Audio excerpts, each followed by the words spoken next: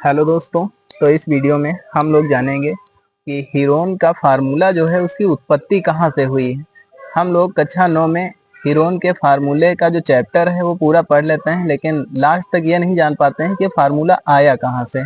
तो हम लोग कोशिश करेंगे आज कि ये जानेंगे कि ये फार्मूला आखिरकार आया कहाँ से। तो जैसे मान लेते हैं ये हमारे पास एक त्रिभुज है और इसकी ये वाली भुजा मान लेते हैं ए है, ये भुजा इसकी मान लेते हैं सी है और ये भुजा इसकी मान लेते हैं हम बी है। और इस पे एक हम परपेंडिकुलर लंब खींच देते हैं और इस लंब की ऊंचाई हम मान लेते हैं कि एच है। अब हम लोग सभी लोग जानते हैं कि जो त्रिभुज होता है, त्रिभुज का क्षेत्रफल जो होता है वो होता है 1/2 इंटू आधार गुणे ऊंचाई। ठीक। अब करना क्या है, सबसे पहले देखो ये जब परपेंडिकुलर है लंब तो ये भी इधर वाला भी लंब होगा इस पे, ये दोनों 90 डिग्री के हो गए। तो ये टोटल भुजा मान लेते हैं हम कितनी है, हमारी बी है। तो फिर इतनी भुजा हम मान लेते हैं कि ये एक्स है। तो ये वाली इतनी एक्स भुजा मान लेते हैं। तो फिर इतनी एक्स है तो फिर इतनी कितनी बची, तो ये वाली टोटल बी थी और एक्स वो वाली मान ली तो हमने, तो ये वाली बी माइनस कितनी बची, एक्स बची यहाँ तक। तो अब इस वाले त्रिभुज में इसका नाम भी लिख देते हैं, मान लो ए और बी और सी, और इस वाले का यहाँ पे कुछ नाम लिख दो, मान लेते हैं एम। तो त्रिभुज ए एम सी, ये वाला त्रिभुज एक समकोण त्रिभुज है। और समकोण त्रिभुज की एक प्रॉपर्टी होती है कर्ण का स्क्वायर बराबर लंब का स्क्वायर प्लस आधार का स्क्वायर। अब कर्ण क्या है इसमें देखो ए स्क्वायर, लंब क्या है इसमें देखो एच स्क्वायर, प्लस आधार देखो इसमें क्या है एक्स स्क्वायर। तो यहां से अगर हम एच स्क्वायर बराबर निकालें तो ए स्क्वायर माइनस एक्स स्क्वायर बराबर कितना हो जाएगा, एच स्क्वायर हो जाएगा। तो समीकरण नंबर 1। अब क्या करना है, अब त्रिभुज बी एम सी में, इसमें फिर से त्रिभुज बी एम सी में फिर से पाइथागोरस प्रमेय लगानी है। ठीक है, त्रिभुज लिख देते हैं, चलो त्रिभुज बी एम सी में पाइथागोरस प्रमेय से। तो अब यहां पे देखो कि कर्ण, इसमें कर्ण क्या है सी स्क्वायर है, फिर लंब देखो लंब कितना है एच स्क्वायर है, और प्लस आधार, आधार इसमें देखो कितना है बी माइनस एक्स का होल हाफ स्क्वायर हो जाएगा। तो ये सी स्क्वायर बराबर H square plus A minus B का होल हाफ स्क्वायर खोलो, तो B square plus x square minus 2bx। अब करना क्या है, ये समीकरण मान लेते हैं 2। अब हम लिखेंगे यहाँ पे समीकरण 1 से समीकरण 2 में एच स्क्वायर का मान रखने पर, तो ये सी स्क्वायर बराबर एच स्क्वायर का मान रखना है, एच स्क्वायर का मान कितना है a square minus x square है। तो यहाँ पे लिखोगे a square minus x square plus B square plus x square minus 2bx। अब यहाँ से देखो माइनस का एक्स स्क्वायर प्लस का एक्स स्क्वायर कैंसिल हो गया। अब यहाँ आएगा सी स्क्वायर बराबर a square plus B square minus 2bx। अब माइनस का 2bx इधर लाओगे तो काहे का 2bx हो जाएगा प्लस का 2bx। ए स्क्वायर प्लस बी स्क्वायर और सी स्क्वायर इधर ले जाओगे तो सी स्क्वायर माइनस का हो जाएगा। अब यहाँ से x का अगर वैल्यू निकाला जाए तो यहाँ से x का वैल्यू आ जाएगा a square plus B square minus C square बटे 2b। अब ये x का वैल्यू समीकरण 1 में रखा जाएगा। ठीक है, तो देखो, तो यहाँ पे x का वैल्यू हम रख देते हैं, समीकरण 1 हमारा जो था हम फिर से यहाँ पे लिखे दे रहे हैं। जो समीकरण 1 हमारा था ए स्क्वायर माइनस एक्स स्क्वायर बराबर एच स्क्वायर था। तो इस समीकरण 1 में हम क्या करते हैं, x का मान रख देते हैं। x का मान हमारा जो था ये भी यहाँ पे लिख देते हैं हम, a square plus B square minus C square बटे 2b। तो यहाँ पे लिखेंगे समीकरण 1 में x का मान रखने पर, तो यहाँ पे x का मान रखेंगे, तो x का मान रख दो यहाँ पे a स्क्वायर माइनस, तो x का वैल्यू यहाँ से देखो टोटली है कितना, तो x का जो वैल्यू है ये देखो यहाँ पे लिखा है, तो ये हो जाएगा हमारा a square plus B square minus C square और बटे 2b, तो इसका होल ऑफ स्क्वायर हो जाएगा, क्योंकि ये वाला x का वैल्यू है, यहाँ पे x स्क्वायर है तो इसका स्क्वायर हो जाएगा बराबर h स्क्वायर।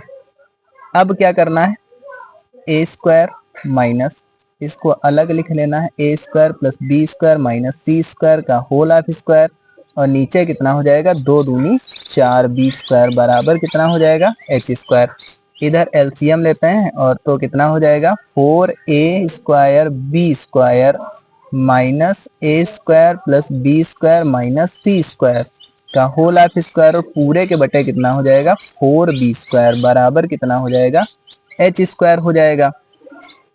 अब देखो यहाँ पे अगर इसको हम थोड़ा सा सही से लिखें तो कैसे लिख सकते हैं, इसको हम लिख सकते हैं देखो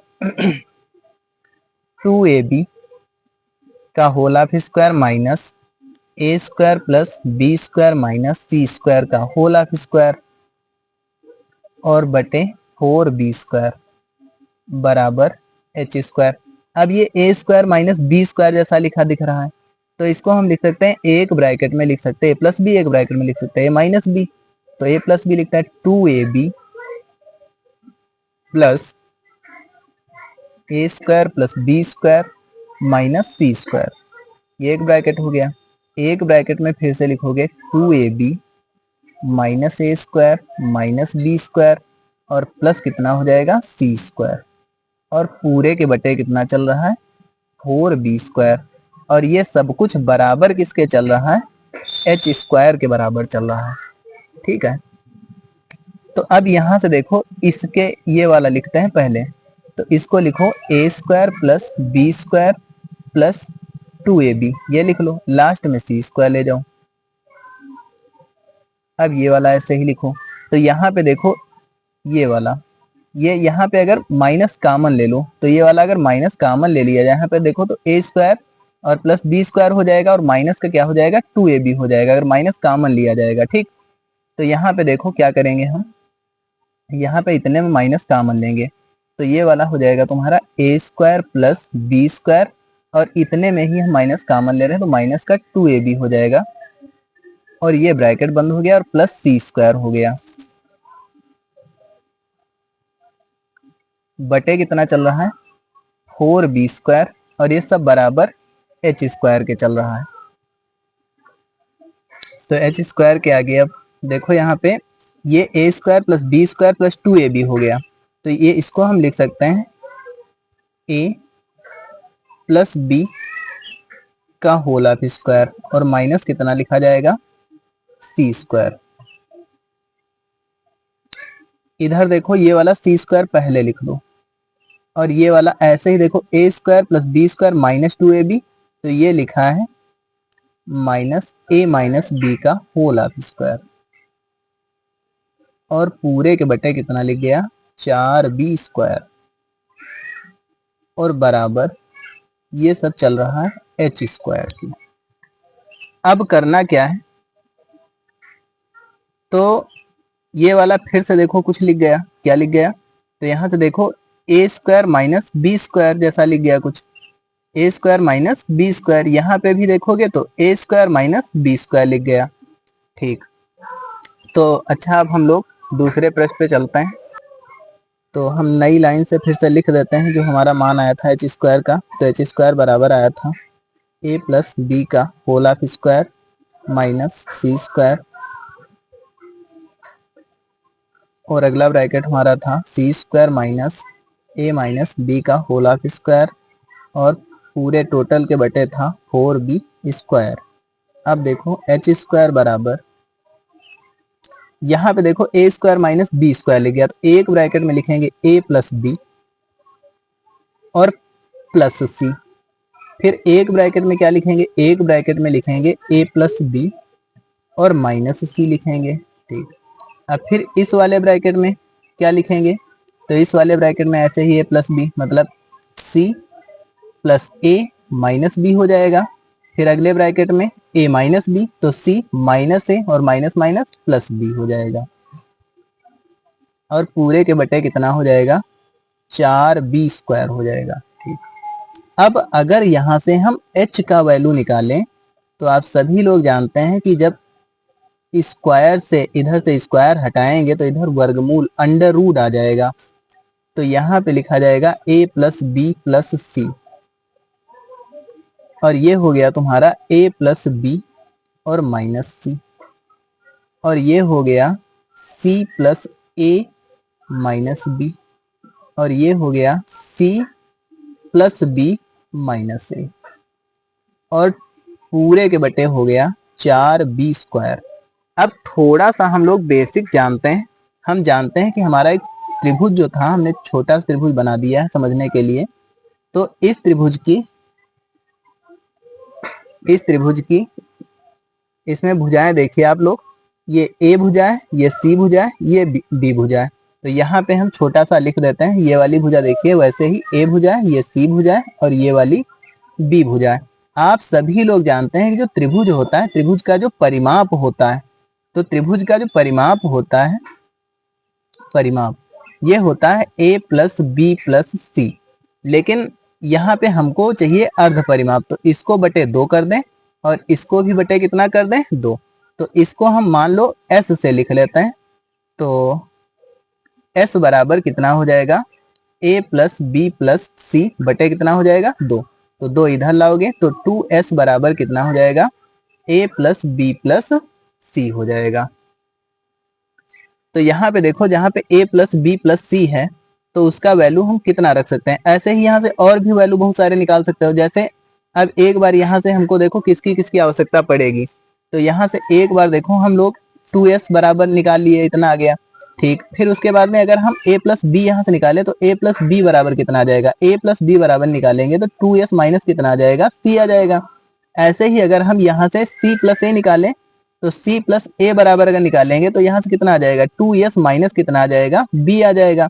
और ऐसे ही अगर यहाँ से b प्लस सी बराबर हम निकालें, b प्लस सी बराबर अगर हम निकालें तो 2s माइनस कितना आ जाएगा, a आ जाएगा। ठीक, अब इनको हम क्या करेंगे, ये सभी मान हमको काम आएंगे, यहाँ पे मान हम रखेंगे।